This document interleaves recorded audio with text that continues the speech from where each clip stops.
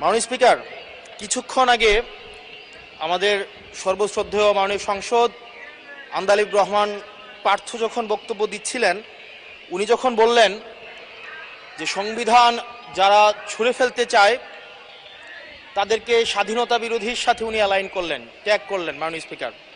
এবং তখন ট্রেজারি বেঞ্চের সম্মানিত মাননীয় মন্ত্রী যারা ছিলেন তারা সেটাকে টেবিল চাপড়িয়ে সেটাকে সমর্থন দিলেন।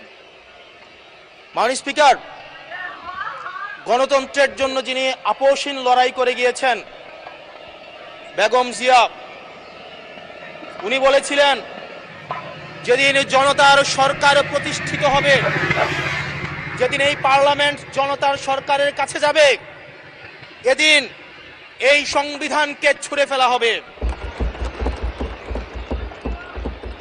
ট্রেজারি বেঞ্চের যে মন্ত্রীরা ছিলেন তারা দীর্ঘদিন, তাদের সারা জীবন তারা বেগম জিয়ার সাথে রাজনীতি করেছেন।